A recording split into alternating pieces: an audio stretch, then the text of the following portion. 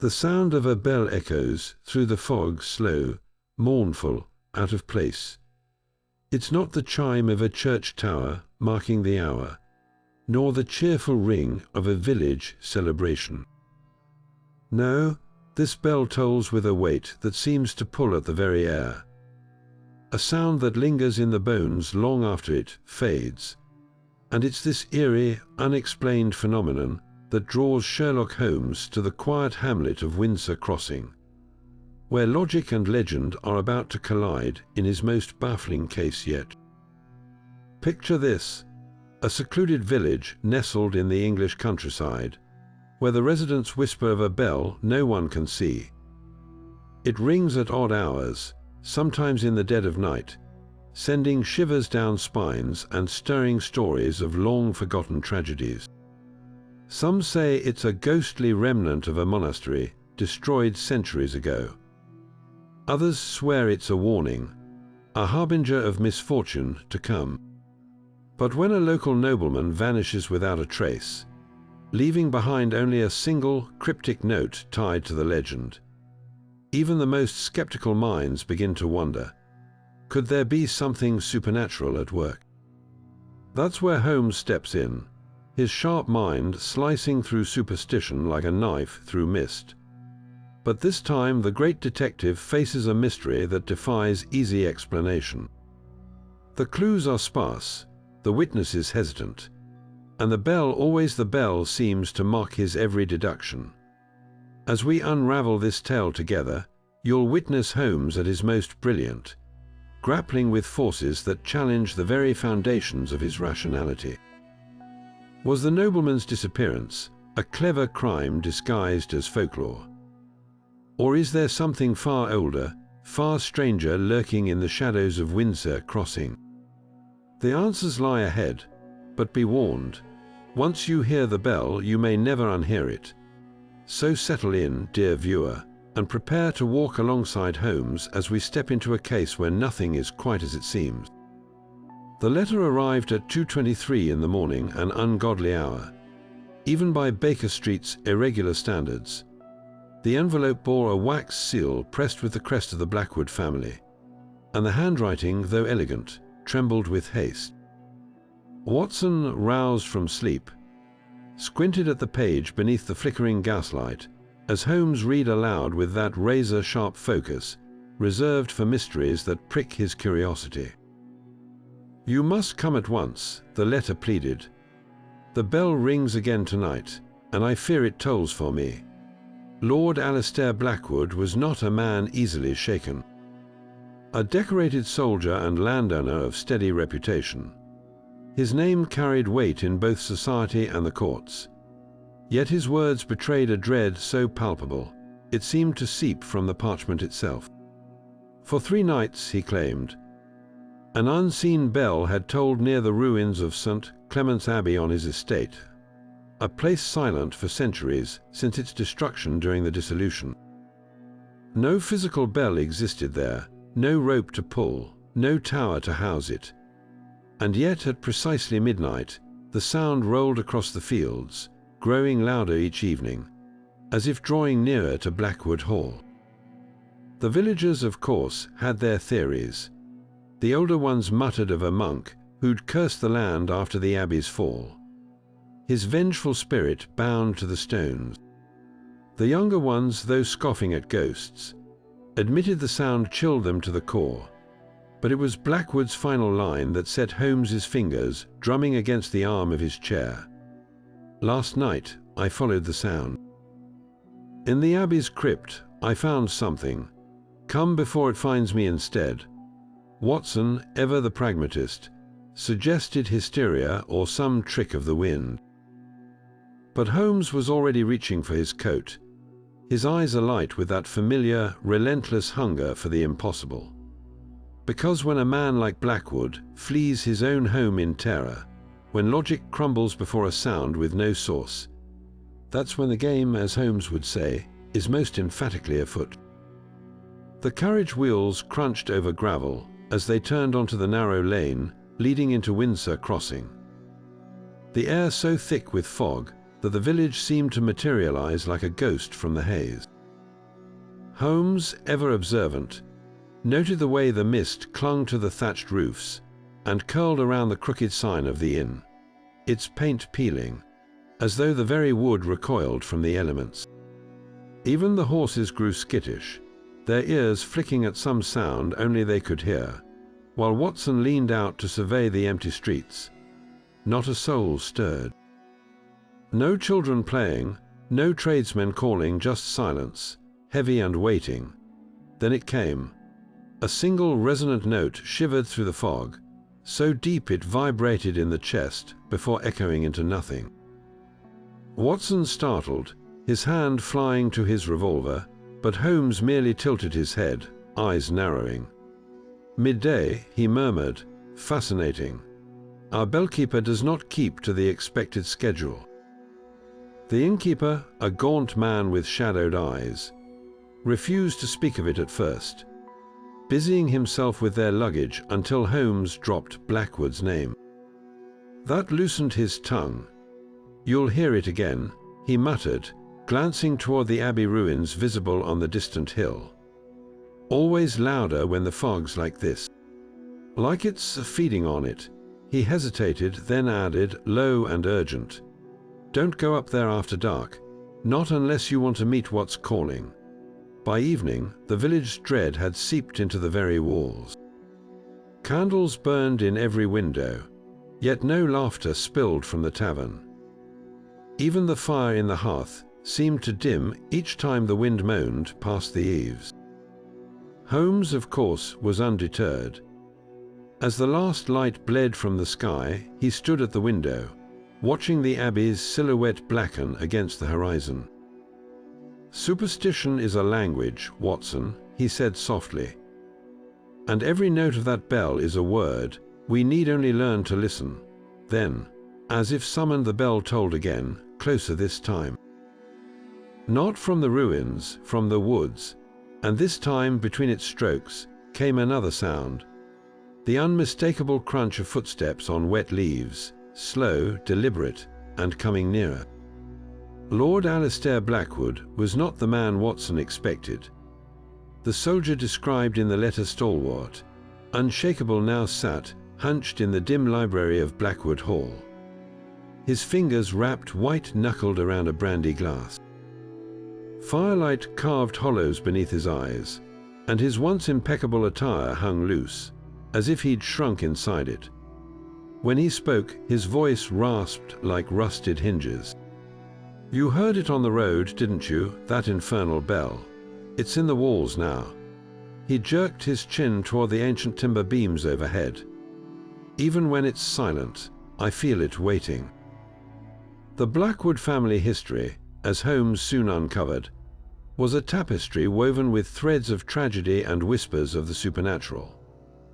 The first Lord Blackwood had been granted these lands by Henry VIII himself, stripped from the monks of St. Clement's during the dissolution. "A cursed bargain," the current lord muttered.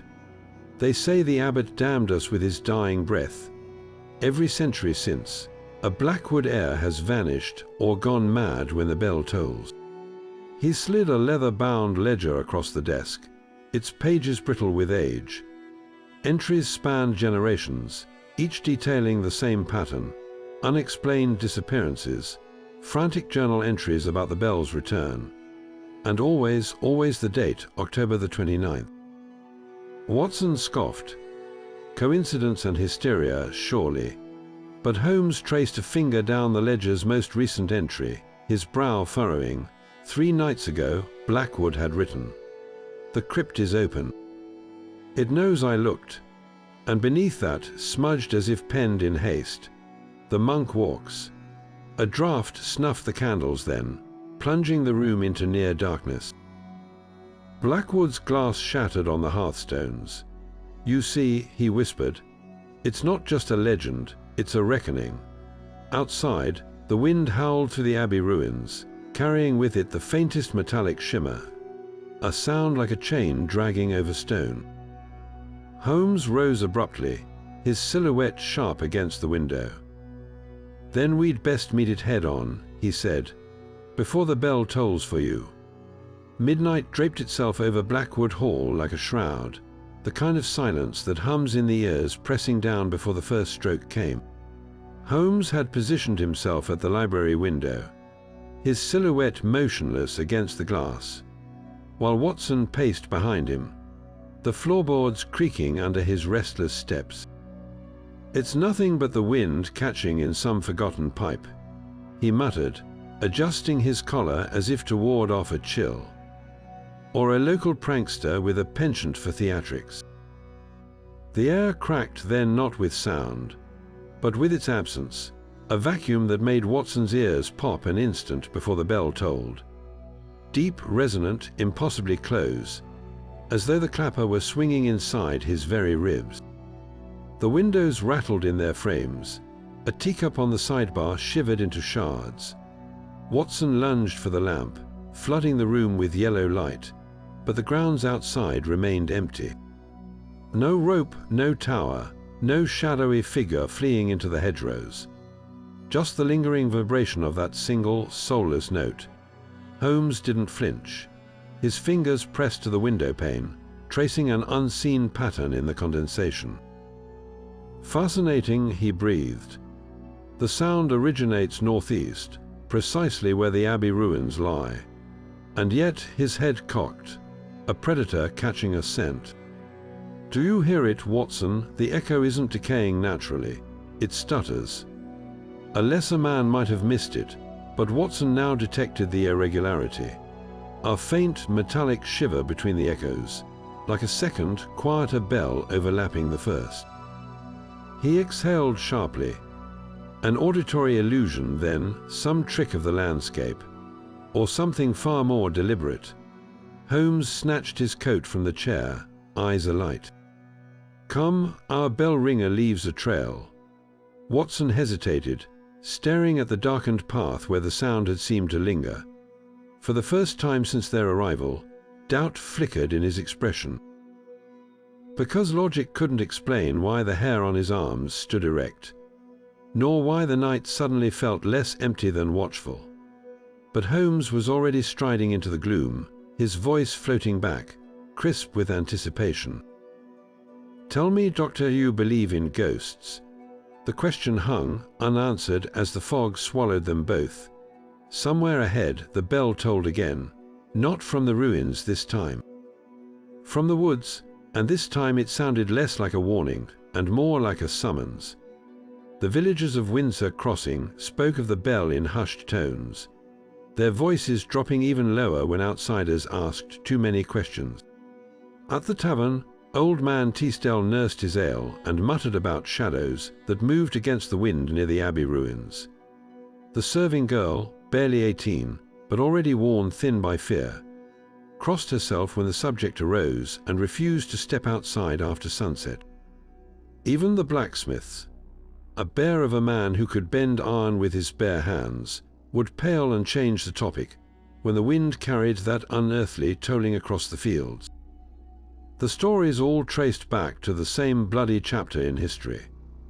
When King Henry VIII dissolved the monasteries, the monks of St. Clement's Abbey reportedly buried their sacred relics beneath the crypt rather than surrender them. Legend claimed the abbot, a defiant old scholar named Brother Aelred, placed a curse upon the land as soldiers dragged him away. His final words supposedly echoed through the valley. "As long as these stones stand, my brethren will return with the bell's call." Within a year, the first Blackwood heir vanished without a trace on the anniversary of the Abbey's destruction. His body was never found, though hunters claimed to hear a ghostly choir singing Latin hymns near the ruins that same night. Centuries layered fresh horrors onto the tale. A Victorian-era governess swore she saw hooded figures processing through the Abbey's broken arches by moonlight, their footfalls silent, but for the rhythmic clink of chains. A farmer in the 1880s dug up a rusted iron bell, no larger than his fist near the old well, only to die in his sleep 3 nights later, his face frozen in a scream. The relic disappeared that same evening, though muddy footprints, led straight to the abbey's collapsed cellar. Most chilling of all was the pattern that emerged from the village records.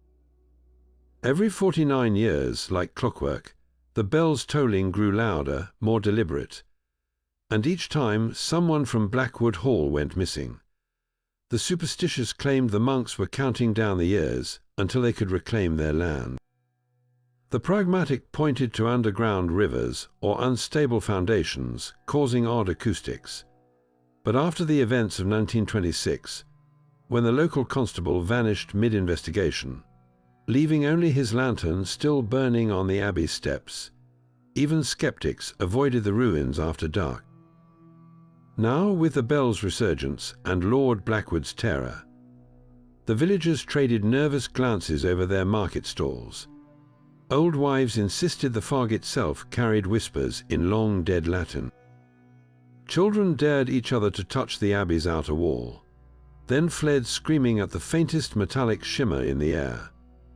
And in the churchyard, fresh flowers appeared weekly on one weather-beaten tombstone, the resting place of Brother Aelred, though no living soul claimed to have put them there. Holmes listened to these tales with the same intensity he reserved for fingerprint smudges and tobacco ash. Superstition, he knew, often concealed hard truths. But as the wind moaned through the abbey's hollow arches that night, even Watson found himself eyeing the shadows between the graves, because some stories, no matter how outlandish, took root for a reason. And the deeper they dug into Windsor Crossing's past, the more the soil seemed to whisper back. The woods surrounding Windsor Crossing held their secrets close, but nothing escaped Sherlock Holmes' razor-sharp gaze. As dawn's pale light filtered through the skeletal branches, he moved through the undergrowth with the precision of a bloodhound, his cane parting frost, stiffened ferns to reveal patches of disturbed earth. Not the random scatter of animal digging, these were deliberate, shallow trenches, their edges too straight, their placement too methodical.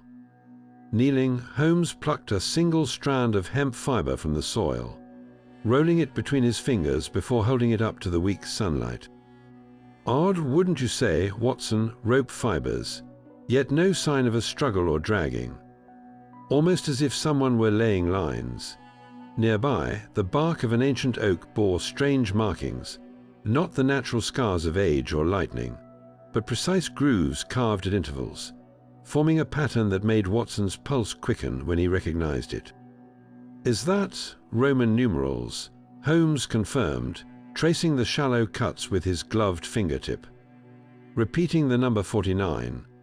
Curious how often that figure appears in local law, wouldn't you agree? His voice remained even, but his eyes flickered with that dangerous glint. Watson knew well the thrill of a puzzle's edge finally gripped. Further into the copse, more anomalies revealed themselves. A circle of mushrooms, unnaturally symmetrical, sprouted where no ring should thrive in winter's grip. The ground beneath yielded to pressure with a hollow sound, and Holmes' lips thinned at the discovery. False earth, a layered mixture of peat and ash to mimic solid ground. Someone went to considerable trouble to conceal this spot. Then came the most telling clue of all, half buried beneath leaf litter, a single iron nail, its surface pitted with age, but its tip gleaming as if freshly filed. Watson reached for it, but Holmes caught his wrist. Observe the oxidation pattern. This was no recent drop. It's been placed here, and that, he added, nodding to a nearly invisible thread of copper wire snaking into the underbrush, is why our bell rings without a ringer. The pieces were falling into place with terrifying clarity. The disturbed earth wasn't random digging. It was the burying of something. The markings weren't vandalism, they were measurements. And the bell's toll, not supernatural, but a meticulously engineered trick of acoustics, designed to prey on centuries of fear. Yet one question remained. If this was all elaborate theatre, what performance required such an elaborate stage? Holmes straightened abruptly, his gaze locking onto a fresh trail of boot prints, leading deeper into the woods prints that matched no village cobbler's work, but the precise tread of military-issue soul. Blackwood's regiment, Watson realized with a chill. But the Lord had claimed he hadn't set foot near the abbey since the Bell's return.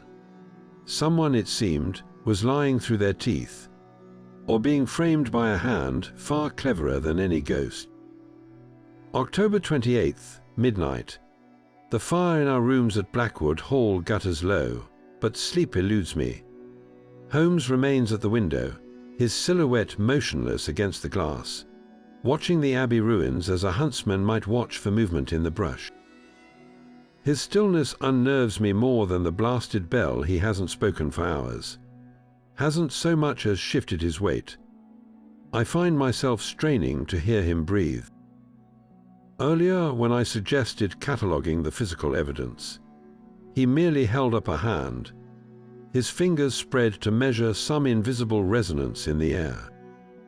"Listen, Watson," he murmured. "Not with your ears, with your bones." The way he said it sent a shiver through me, for it wasn't the tone he uses when amusing himself with my credulity. It was the voice of a man who has glimpsed the scaffolding of the world and found one beam out of true.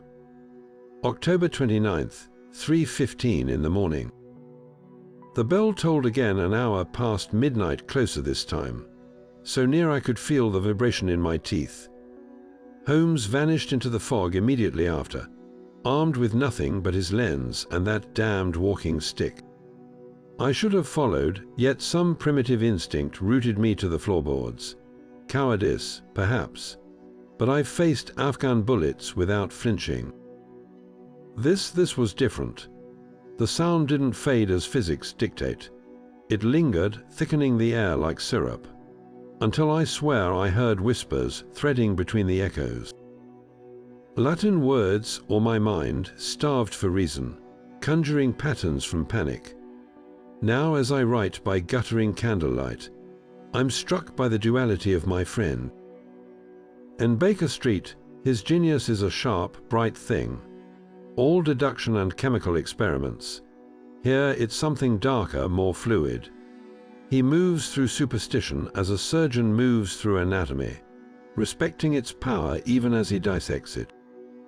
Tonight, when he returned with mud on his trousers and that queer light in his eyes, he said nothing of what he'd seen, only placed a single oak leaf on the desk, its veins blackened as if scorched from within. "The woods are graves, Watson," he remarked, "but not all the dead rest quietly. I've witnessed Holmes unravel murderers, decode ciphers, even outwit royalty. Never have I seen him so attentive. Not afraid, never that, but acutely aware, like a man walking a tightrope over a chasm he cannot quite see the bottom of. And that, more than any ghost story, curdles my blood. Because when Sherlock Holmes treats the impossible as plausible, what anchor remains for the rest of us?" The second night brought no reprieve, only a deeper, more insistent dread that seeped into the stones of Blackwood Hall. Holmes refused to sleep, positioning himself at the library's east, facing window with the patience of a stalking predator. Watson, despite his protests, had been ordered to remain indoors. "You'll hear it better from here," Holmes had said cryptically, tossing Watson his revolver before vanishing into the gloom. Midnight came and went without incident, the silence so thick it pressed against the eardrums. Then, at 12:43 precisely, the air itself seemed to shiver. Not the deep, resonant toll they'd come to expect, but a muffled clang, as if the bell were wrapped in cloth, yet still struggling to be heard. Holmes's fingers tightened around his cane. Through the swirling fog, a flicker of movement near the chapel ruins caught his eye. A shadow detaching itself from the deeper darkness, hooded and hunched, gliding rather than walking across the broken flagstone. The figure paused at the chapel's crumbling altar, its silhouette merging with the jagged outline of a fallen column. For a heartbeat, nothing moved. Then came the scrape of metal on stone, the faintest gleam of something copper catching the moonlight before being hastily concealed beneath robes. Holmes's breath fogged the window pane as he leaned closer. This was no spectre. Spectres didn't adjust their footing to avoid loose rubble. Spectres didn't carry tools. A gust of wind parted the fog briefly, revealing the figure's hands pale, very much alive, and working at something in the chapel's foundation. The bell tolled again, this time with a metallic rasp beneath the note, and Holmes's lips curled in triumph. The sound wasn't emanating from the ruins at all. It traveled along the ground, vibrating through buried copper wires like a telegraph signal from the grave. The figure straightened suddenly, head snapping toward the hall as if sensing observation. Holmes didn't flinch. Let it look, let it wonder, the game had shifted now. And the greatest detective in London had just spotted the first loose thread in a tapestry of deception centuries in the making. As the shadow melted back into the night, Holmes finally moved from the window, his mind already racing ahead to the next move. Because whoever or whatever was orchestrating this haunting, they'd made one fatal mistake. They'd allowed Sherlock Holmes to hear the machinery behind the magic. The chapel ruins loomed like broken teeth against the moonlit sky as Holmes edged closer, every sense taut with anticipation. The damp earth beneath his boots gave way suddenly near the fallen altar. Not the soft sink of mud, but the hollow thud of rotted wood yielding underfoot. Kneeling, he brushed aside centuries of leaf litter to reveal the edges of a trapdoor. Its iron hinges crusted with rust, but its lock shiny from recent use. Watson, arriving breathless from the hall, nearly stumbled over the discovery. "Good God, Holmes, those marks there, are those boot scrapes?" Holmes murmured, running a finger along the grooves in the stone where countless feet had pivoted sharply left. "But notice the depth. These aren't from medieval monks. This wood's been replaced within the decade." With a grunt, he pried the trapdoor open, releasing a gust of air that carried none of the musty stagnation expected from a sealed crypt. Instead, it smelled of oil and recent sweat. The tunnel below defied all expectations. Far from a crumbling relic, its walls were shored up with fresh timber, the floor worn smooth by frequent passage. Holmes' lamp illuminated footprints in the dust, modern boots overlapping older, narrower ones that might have belonged to a woman or a slight man. Every 30 paces, copper wires ran along the ceiling like grotesque ivy, their ends disappearing into small holes bored into the tunnel's roof. Watson touched one and recoiled. "It's warm, vibration conduits," Holmes said, his voice tight with revelation. "Our phantom bell ringer doesn't haunt these ruins. They're engineering them." He paused where the tunnel branched abruptly left, his light revealing a crude arrow scratched into the wall alongside a date.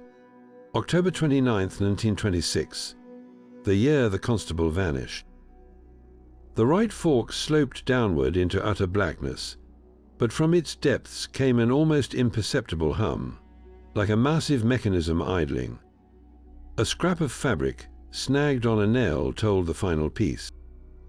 Not monk's wool, but fine broadcloth, the same fabric as Lord Blackwood's hunting coat.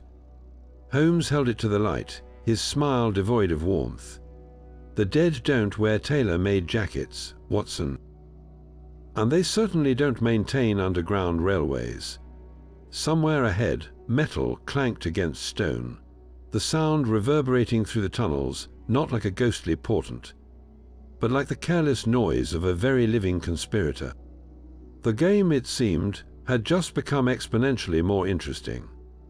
The tunnel's hum grew louder with each step, the air thickening with the scent of machine oil and damp stone. Holmes moved silently, his lamp hooded to a slit of light, until the passage emptied into a chamber that made Watson gasp aloud. Before them stood a contraption of such ingenuity it bordered on madness. A towering framework of iron and oak, its pulleys and counterweights swaying gently as if just used.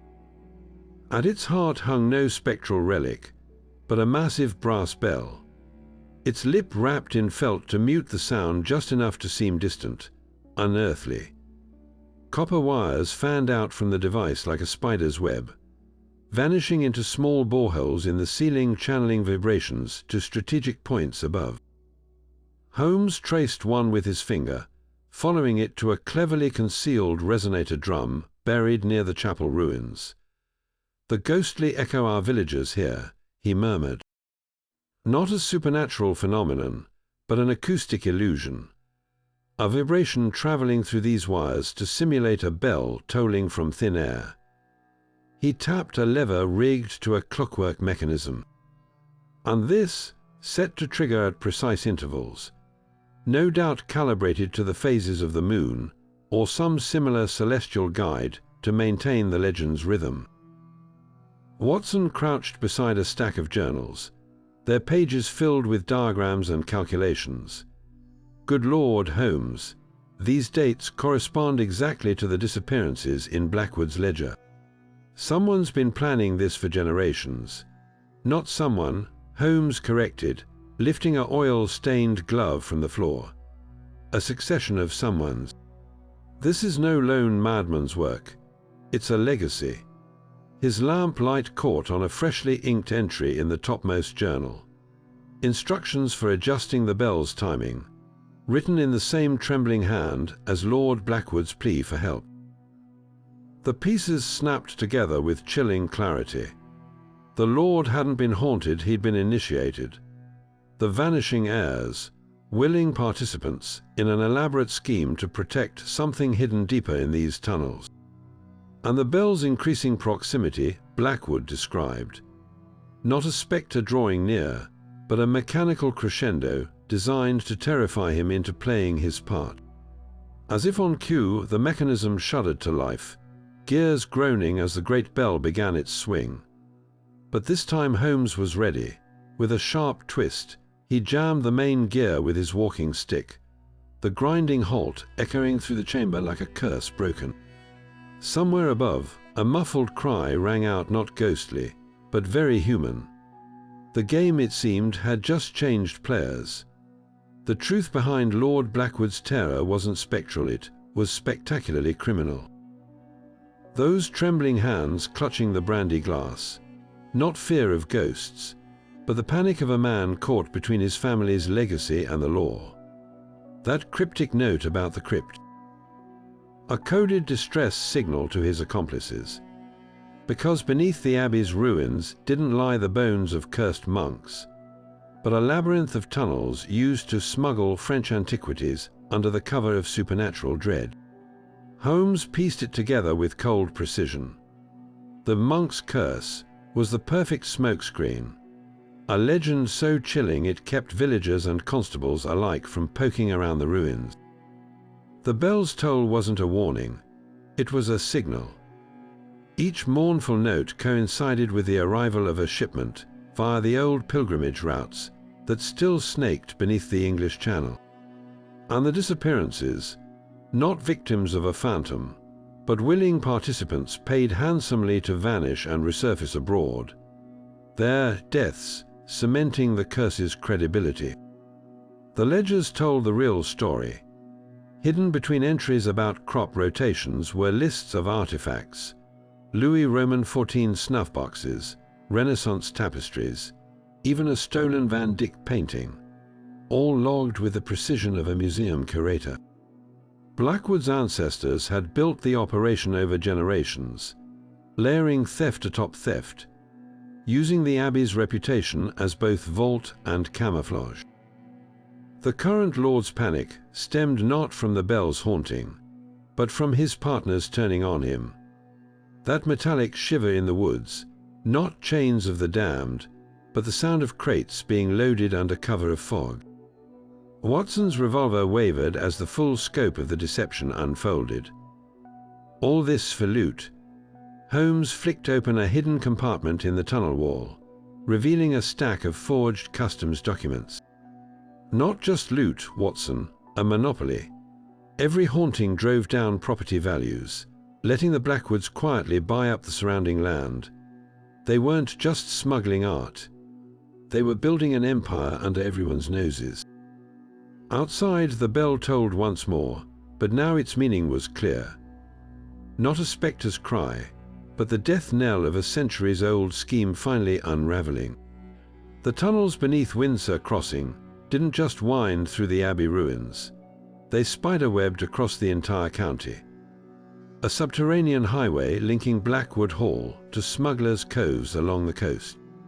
Holmes traced their path with the precision of a cartographer, connecting dots that had lain hidden for generations. Those odd trenches in the woods. Not random digging, but carefully spaced resonance chambers designed to amplify the bell's illusion. The freshly shored-up walls in the crypt, structural reinforcements to accommodate the steady flow of stolen goods. Even the villagers' tales of hooded figures took on new meaning. They weren't ghosts, but couriers moving cargo under cover of manufactured folklore. The genius of the scheme lay in its layers. For centuries, the Blackwood family had curated their own legend, each generation adding another chapter to the abbey's haunted reputation. The whispered stories of vanishing heirs weren't tragedies. They were carefully staged exits, allowing conspirators to slip away with their shares of the profits. Holmes uncovered ledgers documenting shipments disguised as funeral processions, with coffins packed not with corpses, but with Renaissance canvases rolled in oilcloth. The same tunnels that once smuggled Catholic relics during the Reformation now funneled stolen art to waiting ships under the cloak of tidal fog. Watson's breath caught as Holmes pried open a rusted strongbox, hidden behind a false tombstone. Inside lay not gold or jewels, but something far more damning: a network map etched onto vellum, its lines converging at a dozen seemingly innocent country estates. Each marked a way station in the operation, their owners either willing participants or unwitting pawns. The bell's tolling, they realized, wasn't just for signaling shipments. It was a living cipher, its timing and tone conveying everything from customs patrol movements to which underground routes were clear. But the most chilling revelation came from the dates scrawled in the margins. October 29th wasn't random superstition. It was the annual reset point when new tunnels were excavated, new resonators installed, and when necessary new ghosts created to maintain the illusion. The missing constable from 1926. His badge glinted among the artifacts, polished and displayed like a trophy. Some legends, it seemed, required fresh blood to stay believable. Holmes's fingers stilled over a recent entry in the ledger. A single word circled in red ink. Reckoning, not a monk's curse, but a threat from modern partners who'd grown tired of sharing profits with Blackwood. The bell's increasingly insistent tolling, a countdown to betrayal. As the pieces clicked into place, a new sound echoed through the tunnels. Not the deep toll of the abbey bell, but the sharp clang of a vault door slamming shut somewhere in the dark. The game had changed once more. No longer just uncovering a crime, Holmes now raced against conspirators who'd kill to keep their secrets buried. And the only way out might just be deeper in. The midnight air hung thick with fog as Holmes and Watson took position behind the crumbling abbey wall, their breaths shallow and silent. Below them, the trapdoor to the tunnels stood ajar, a slice of lantern light spilling onto the wet grass like a gash in the darkness. Footsteps echoed from beneath, not the cautious tread of conspirators, but the hurried shuffle of men who believed their ruse still held. The first figure emerged, his face obscured by a monk's hood, though the gleam of a modern pocket watch chain betrayed him. Then came Lord Blackwood himself, his usual aristocratic composure frayed at the edges, barking orders to two others hauling a canvas-wrapped bundle. "The Van Dyck goes tonight," he hissed. "The rest stays buried until..." Holmes' cane struck the bell mechanism with a crack that shattered the night. The sudden clang sent the smugglers reeling, their shouts lost in the metallic din. Watson sprang forward, revolver leveled, but it was Holmes' voice that froze them all sharp, clear and laced with triumph. "A remarkable operation, my lord. Pity your ancestors didn't account for one critical flaw in their ghost story." Blackwood's hand twitched toward his coat. "And what might that be? The dead don't sweat." Holmes gestured to the lord's glistening forehead, then to the fresh boot prints in the dew. "Nor do they require pulley systems to haunt their own property." A tense stillness followed, broken only by the distant hoot of an owl. Then chaos erupted. One smuggler lunged for Watson, only to meet the butt of the revolver. Another vanished into the tunnel, his escape cut short by the shrill whistle of Lestrade's constables emerging from the woods. Blackwood, cornered, drew a blade from his sleeve, but Holmes was faster. With a flick of his wrist, the cane sent the dagger spinning into the grass. "You've been ringing your own death knell for months," Holmes murmured as the cuffs closed around Blackwood's wrists. All that effort to make the abbey seem haunted only to become its last ghost. The lord's face twisted, but no rebuttal came. Above them, the false bell gave one final discordant shudder before falling silent for good. Down in the tunnels, the constables uncovered crates, stacked to the ceiling centuries of stolen history, waiting to be reclaimed. And as dawn crept over Windsor Crossing, the villagers would wake to find their curse lifted at last, not by prayer or exorcism, but by the relentless light of reason. The brilliance of Holmes' deduction lay not in any single revelation, but in the way his mind wove together seemingly unrelated threads into an unshakable tapestry of truth. It began with the bell itself, or rather the absence of one.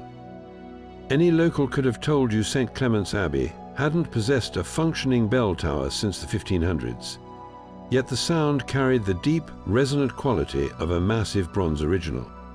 "Observe the harmonics," Holmes murmured that first night, pressing his palm to the hall's oak paneling as the tolling faded. "Church bells decay naturally as sound waves disperse. This note sustains too precisely, like a struck tuning fork." His suspicions solidified upon discovering the fresh boot prints near the chapel ruins, not the random wanderings of curious villagers, but purposeful paths leading to specific spots where the bell's echo seemed strongest. Kneeling, he sifted soil through his fingers, revealing flecks of copper oxide where no copper should be. Acoustic engineering, Watson. Someone's buried resonance chambers to amplify and direct sound along these precise vectors. The realization struck like lightning. The bell wasn't ringing from above ground at all. The sound traveled upward through carefully positioned conduits, making it seem to emanate from empty air. Then came the tunnels. What first appeared as mere smugglers' passages revealed their true purpose as Holmes mapped their layout against Blackwood's ledgers. Each corridor intersected beneath properties lately acquired by the family at suspiciously low prices, former tenant farms. A disused mill, even the old vicarage. The hauntings weren't just cover for smuggling. Holmes noted, tracing a finger along the stonework where modern chisel marks overlay medieval masonry.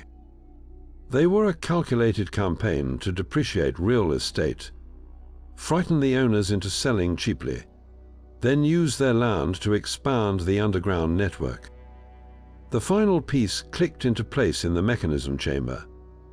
The bell's elaborate rigging wasn't merely for theatrical effect. Its timing corresponded exactly with tidal charts from the Dover coast. Every full moon's high tide, Holmes deduced, comparing the gear's settings to dates in the ledger. A fishing vessel could slip into the abandoned chalk quarries beneath the cliffs. By the time the tide receded, the ghostly processions would have transported the goods inland through these very tunnels.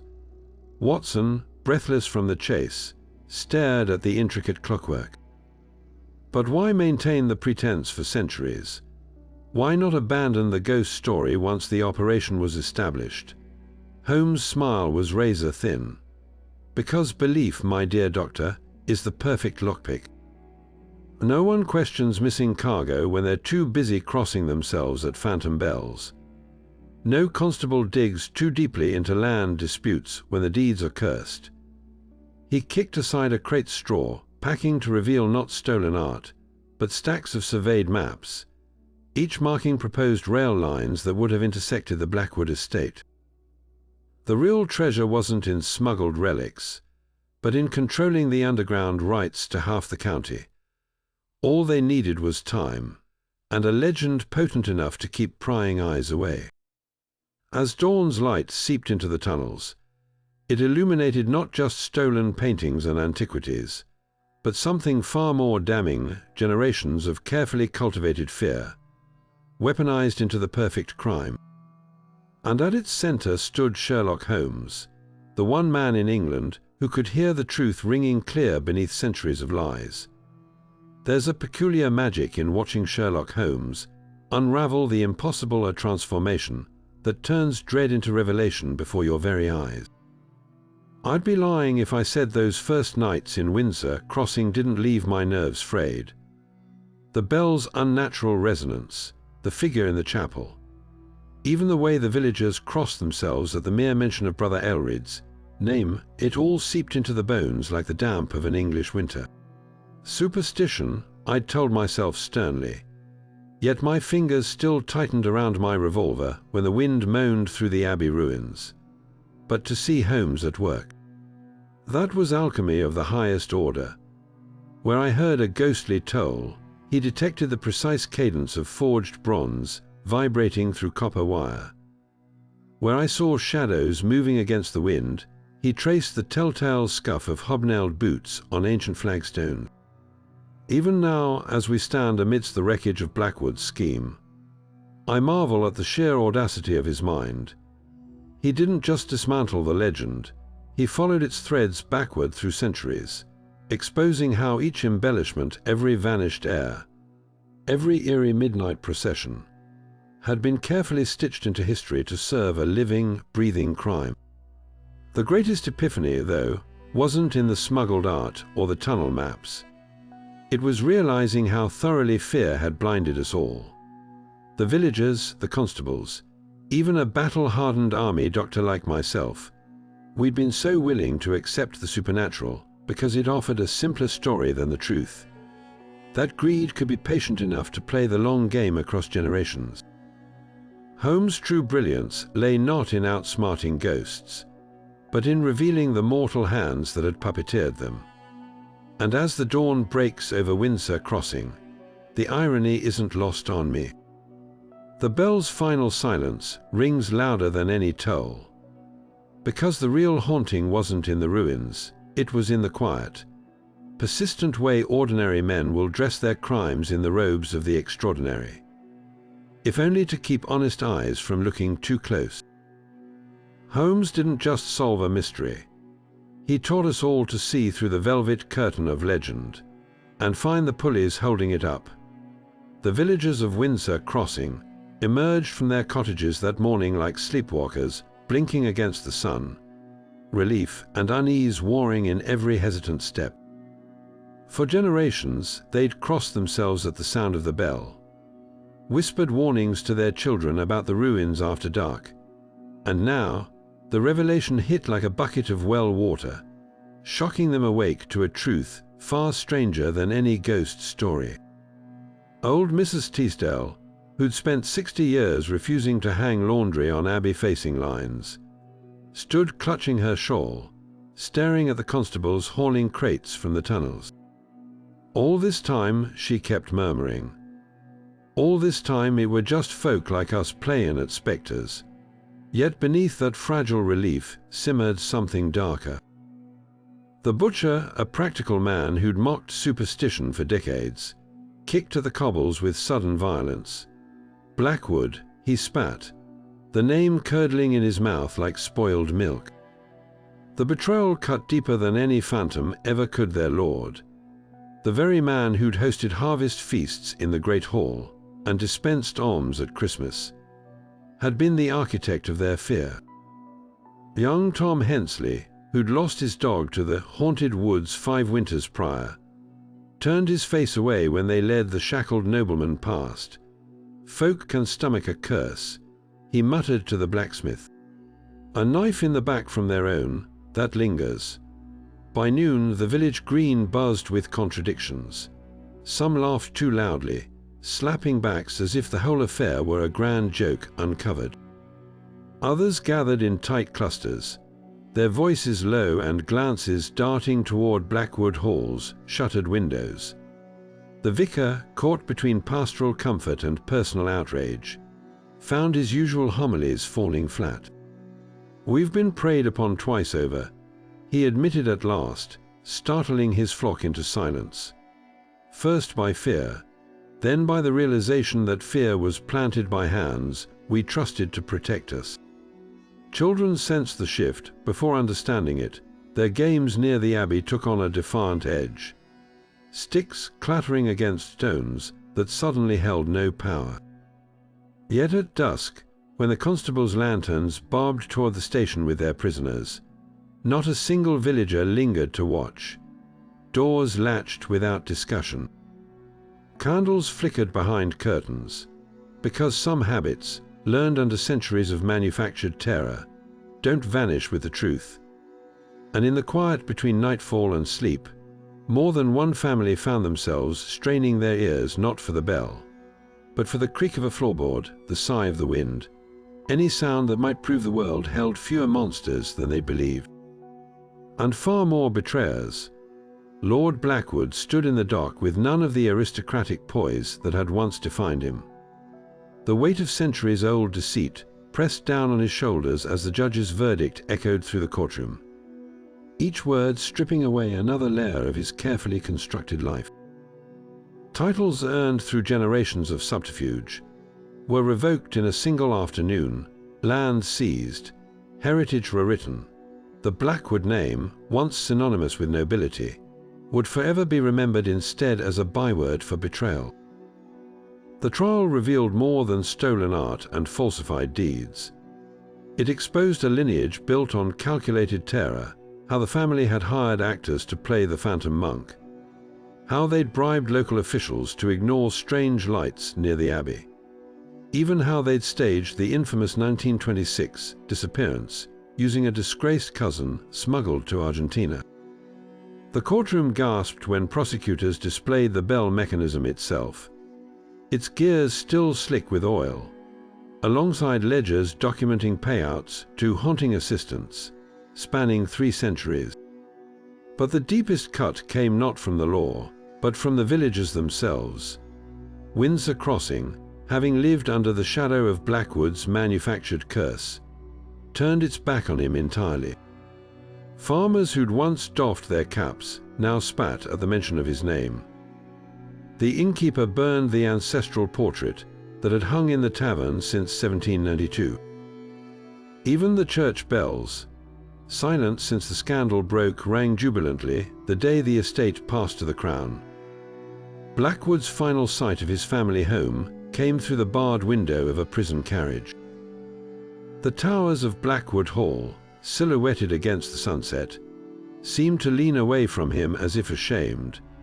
By morning, workers were already dismantling the underground tunnels, filling them with rubble and quicklime, erasing the physical scars of the conspiracy. But some wounds, the village would learn, couldn't be so easily buried. Because while the bell might never toll again, the memory of how thoroughly they'd been deceived would linger in Windsor Crossing like a different kind of ghost. The morning mist clung stubbornly to the cobblestones as Holmes and Watson stepped into the Windsor Crossing coaching yard, their boots scuffing against gravel still damp with dew. Around them, the village stirred with an unfamiliar lightness, shutters thrown open to air out generations of whispered fears. Children laughing where they once would have, scurried indoors at twilight. Watson paused to adjust his bag, watching a group of farmers dismantle the superstition-laced warning signs nailed to the abbey's gate. "Hard to believe it was all a fabrication," he murmured. That bell sounded so otherworldly. Holmes, already scanning the horizon with that restless gaze, twirled his cane absently. "The most potent illusions prey on what we already fear, Watson." A groaning floorboard becomes a spectre's footfall. A fox's cry transforms into a banshee's wail. And when those fears are meticulously curated across centuries. He nodded toward Blackwood Hall's distant silhouette, its windows dark now, stripped of the lamplight that once signaled aristocratic vigilance. "Well, then you have the perfect theatre for crimes that require no locked doors, only the bars of collective belief." The carriage rattled into view, its driver whistling a tune that would have been unthinkable weeks ago amid the village's haunted hush. As Watson hoisted their luggage, he caught sight of young Tom Hensley by the smithy, tossing a pebble at the rusted iron bell fragment, now displayed as a curiosity. The boy's grin held none of yesterday's unease, only the bright defiance of a mind unshackled. Holmes followed his gaze, a rare softness at the corners of his mouth. "Remarkable, isn't it? How quickly the air changes once the curtain's pulled back. Fear leaves stains, but truth it scours." Yet as the coach rolled past the abbey ruins, Watson noticed Holmes' fingers tighten briefly around the window's edge. Not tension, but something subtler, an acknowledgement of the darker truth beneath their victory. The real horror hadn't been the bell, nor even the tunnels.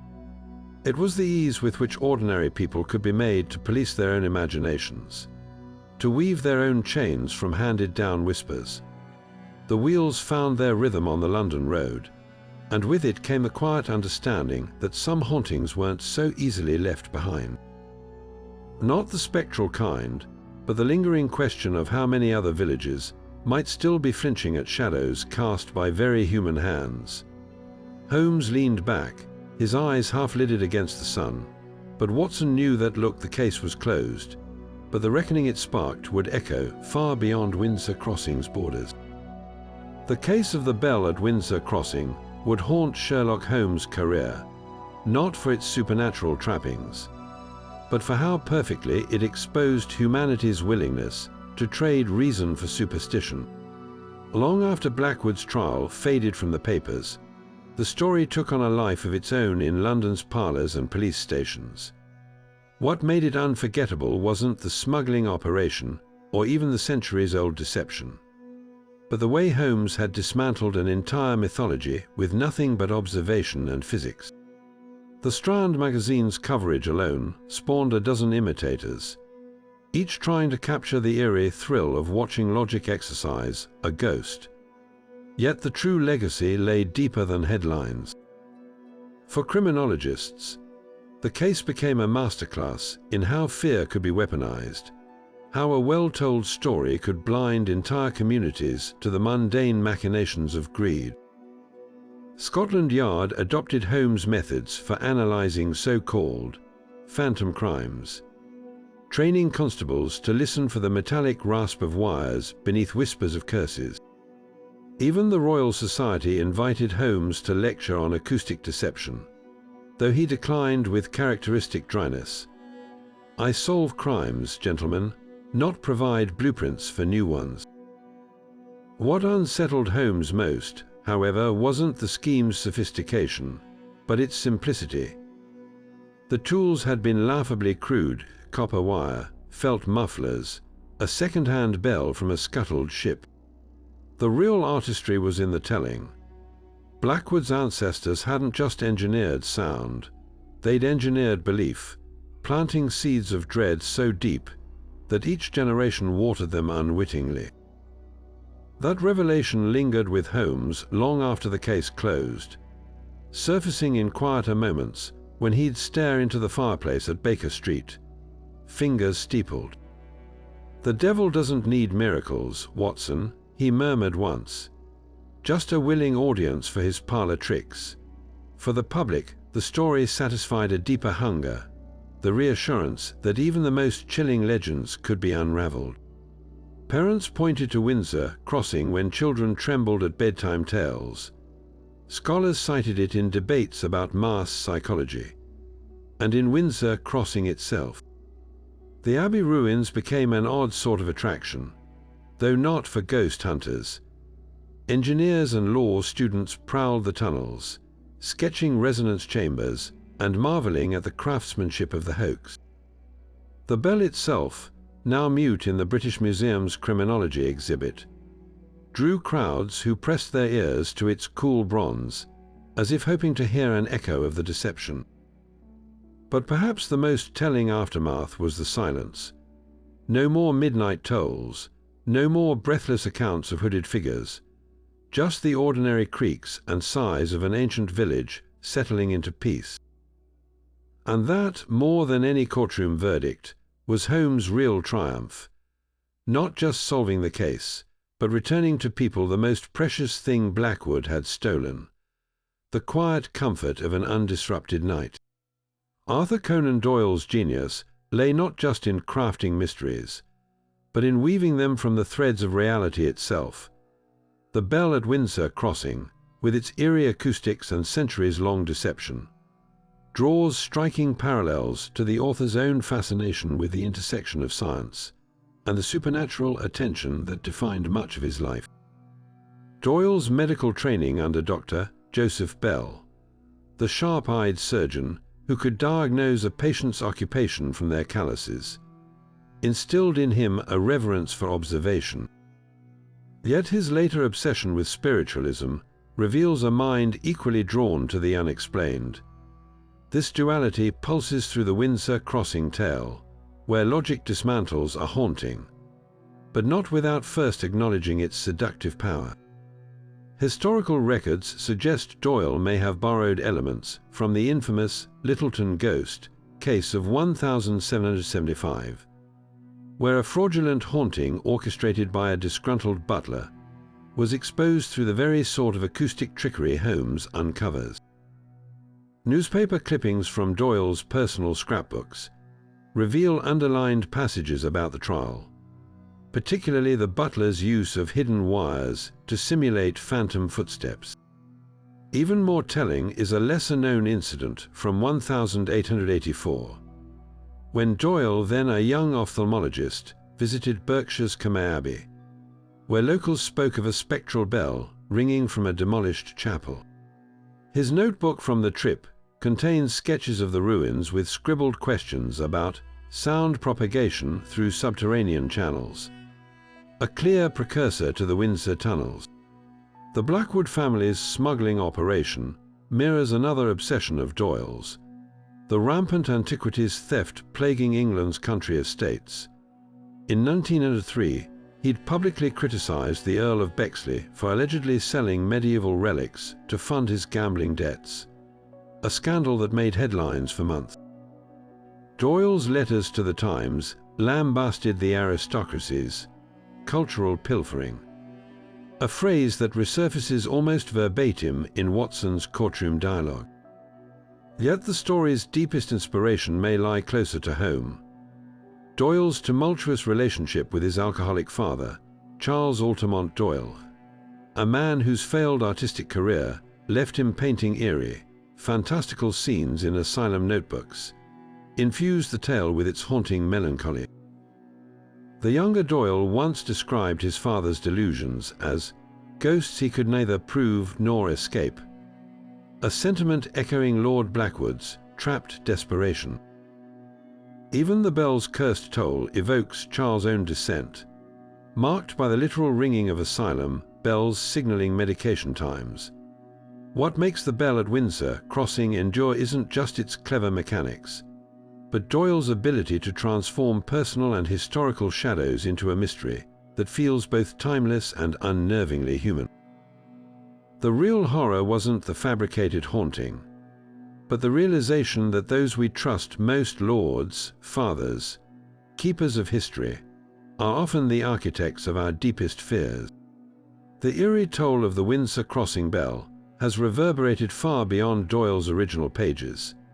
Its haunting cadence, adapted into countless films, radio dramas, and modern retellings, each iteration amplifying the story's Gothic heart while refracting it through new creative lenses.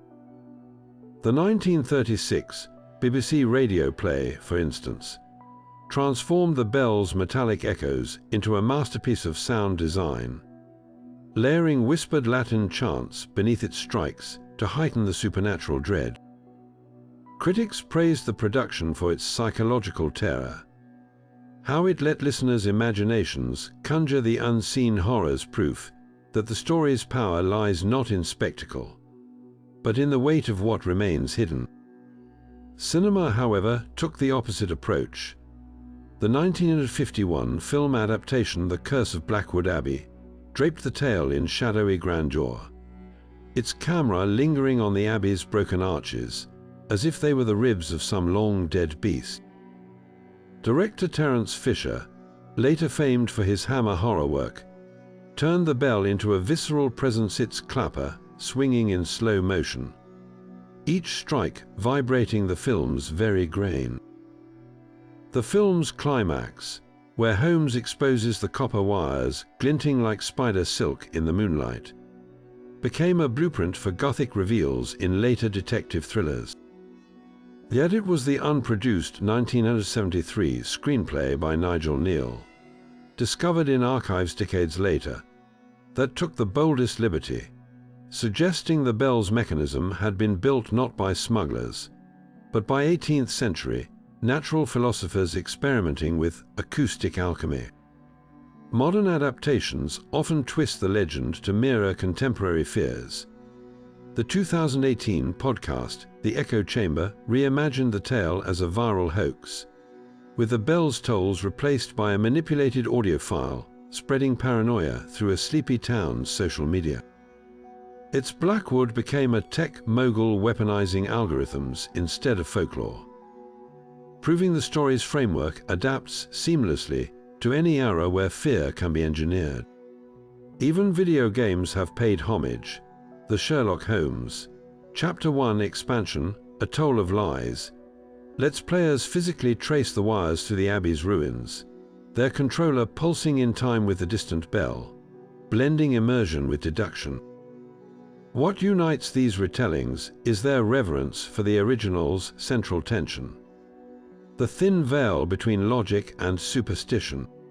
Whether through crackling radio static or pixelated tunnels, each version forces audiences to confront the same question Holmes did not: do ghosts exist? But why do we so desperately want to believe they do? The answer, perhaps, lingers in every adaptation's most chilling moment. Not the bell's ring, but the hush that follows, when viewers must decide whether to trust their ears or their wits. Theories surrounding the bell at Windsor Crossing have spawned debates as intricate as the case itself, some insisting Holmes overlooked hidden layers, others convinced the legend retained a kernel of the uncanny. One persistent argument hinges on the tunnel's oldest section, where workmen reported an unnatural chill even in summer, and where the original Abbey's foundation stones bore carvings of winged figures not found in any known Christian texts. Could the smuggling operation have stumbled upon something older and far stranger than their own machinations? Skeptics point to Holmes' meticulous documentation of every artifact, but romantics counter that some truths resist cataloguing. Then there's the matter of the bell's first recorded toll, 1811. Decades before the smuggling scheme began, village archives describe it ringing during a blizzard so fierce it toppled the old yew tree by the churchyard, yet no trace of a physical bell was found afterward.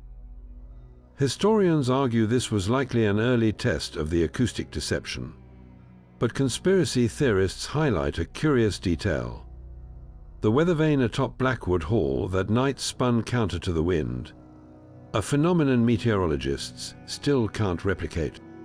Even Watson's journals hint at unease, noting how Holmes grew uncharacteristically quiet When the vicar mentioned the storm's timing aligned with a celestial event, monks once considered ominous.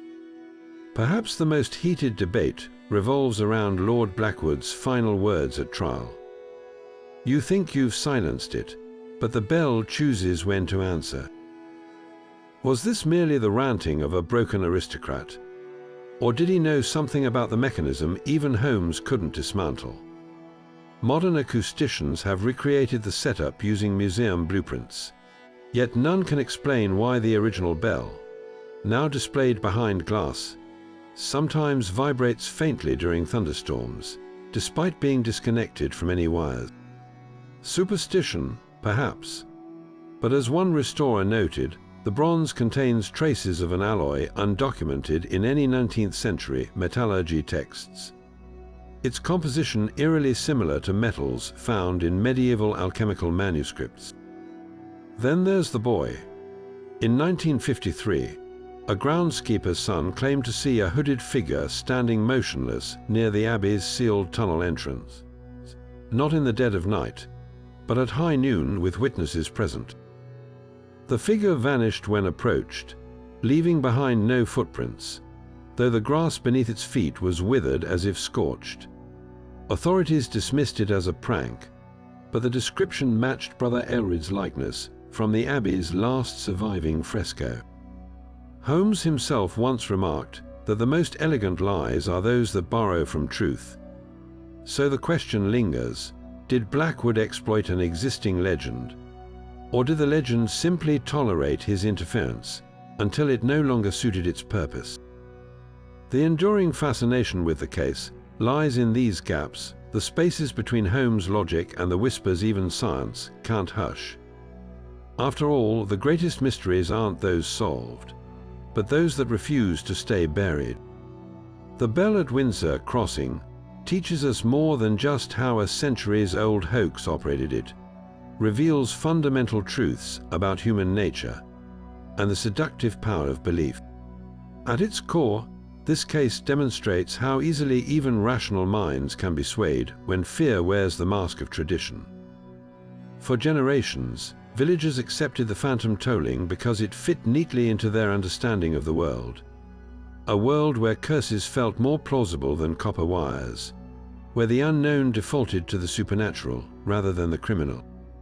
Holmes' greatest triumph wasn't exposing the mechanism. It was exposing our willingness to abandon skepticism when faced with a well-told story. Consider how perfectly the scheme preyed on cognitive biases.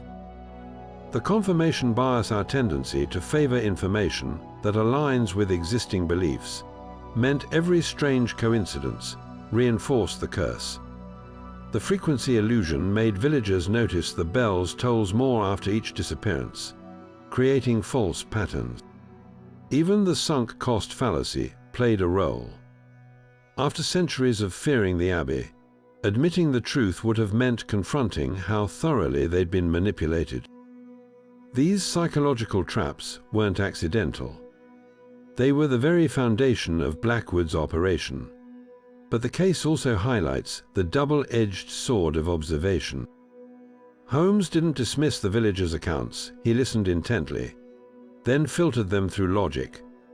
When old Mrs. Teasdale described the bell's sound, slithering through the walls, he recognized the telltale description of vibration through metal conduits. When the blacksmith insisted the tolling came from empty air, Holmes tested the acoustics at different elevations, proving the sound originated underground. This balanced approach, respecting testimony while demanding physical proof, remains a masterclass in investigative thinking. Perhaps most chilling is the realization that the supernatural was merely the garnish on a very mundane crime. The real horror wasn't ghosts. It was the calculated cruelty of men who weaponized their neighbors' fears for profit. Modern parallels abound, from phishing scams exploiting emergency instincts to conspiracy theories leveraging distrust of institutions. The mechanism changes, but the playbook remains eerily familiar. Create enough uncertainty, and people will police their own imaginations. What makes this case timeless isn't its Gothic trappings, but its warning about the stories we choose to believe. Legends persist not because they're true, but because they serve someone's purpose. And in that uneasy space between fact and folklore, between a tolling bell and a smuggler's signal, Holmes reminds us that the light of reason isn't just a tool, it's a responsibility. The next time we hear an unearthly chime in the dark, the question isn't whether ghosts exist, it's who benefits from us thinking they do. Sherlock Holmes once remarked, "When you have eliminated the impossible, whatever remains, however improbable, must be the truth." The bell at Windsor Crossing stands as a testament to that philosophy. A case where the impossible was not ghosts or curses, but the sheer audacity of human deception stretching across generations. It reminds us that the greatest mysteries often wear the mask of the supernatural, not because the world is inexplicable, but because some truths are too unsettling to confront without that veil. As the fog lifts from Windsor Crossing, we're left not with the chill of the unknown, but the quiet triumph of reason, patiently untangling myth from reality. Perhaps the real magic of this story lies in its invitation to listen more closely, not just to eerie tolls in the night, but to the spaces between them. The next time you revisit the tale, listen for the faint metallic whisper beneath the bell's echo, the tremor of hidden machinery beneath the legend.